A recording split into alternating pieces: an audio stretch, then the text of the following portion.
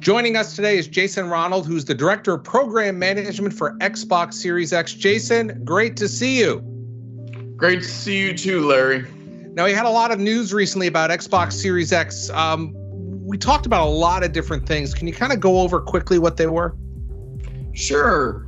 So it was an exciting time because we finally revealed the full technical specifications of the Xbox Series X and provided insight into some of the key innovations powering the next generation of gaming.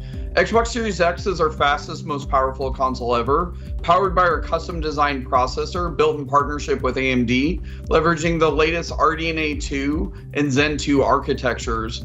And we really designed the system to deliver consistent, sustained performance never seen before in a game console. And we really designed it to have the optimal speed balance of power and speed in console design. And it's ultimately about enabling transformative gaming experiences you've never seen before in the living room.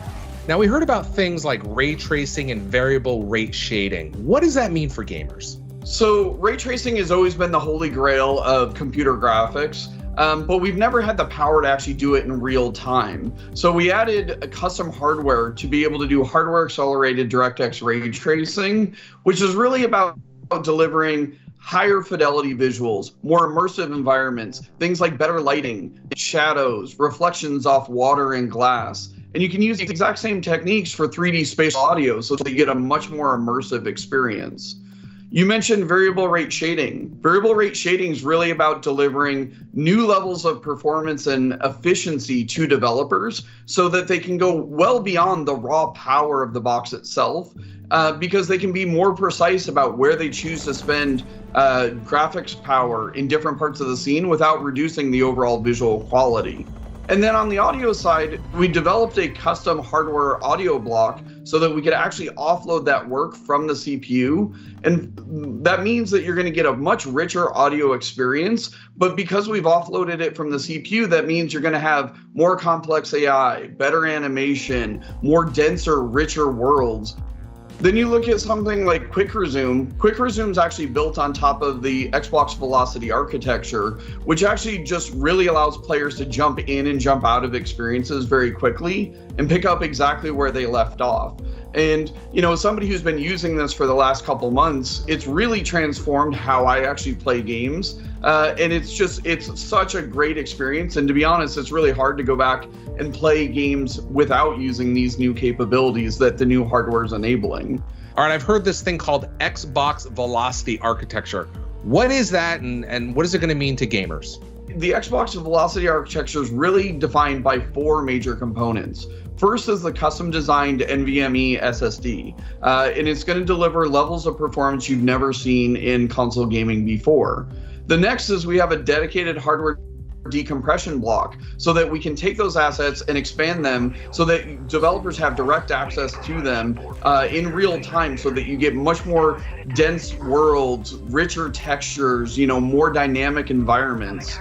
The next thing is we actually have a new member of the DirectX family called Direct Storage, which is a brand new API that gives developers direct low-level access to the NVMe controller. And then finally, we have a new feature called Sampler Feedback Streaming, which actually allows developers to on-demand request data from the solid-state storage drive, and that acts as a memory multiplier. So when you think about these large open world games like a Red Dead Redemption 2 or an Assassin's Creed Odyssey, we wanted the technology to fade into the background so that players just get that really rich, dynamic, immersive environment, unlike what you've ever seen in previous generations. Jason, can you tell us a little bit more about the storage options available for Xbox Series X, including what this is?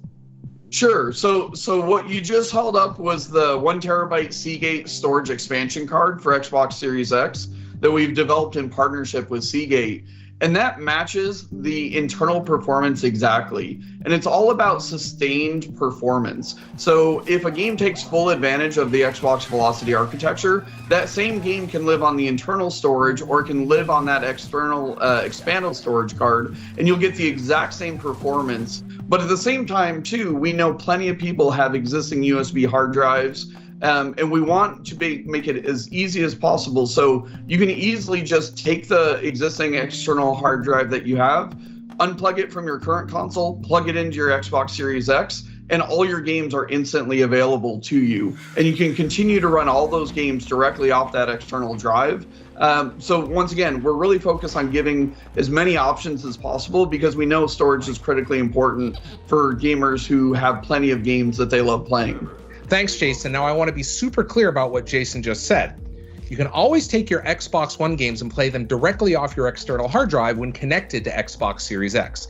Now for Xbox Series X games, you can certainly store them on your external hard drive, but when you're ready to play them, you're going to want to move them to the internal SSD or the Seagate expansion drive right here. It's that simple. Anything else you'd like to share before I let you go?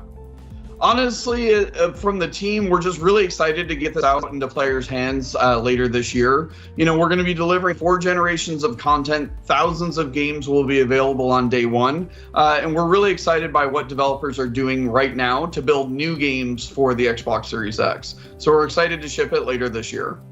Jason Ronald, Director of Program Management for Xbox Series X. Thanks for joining us. Thank you very much, Larry.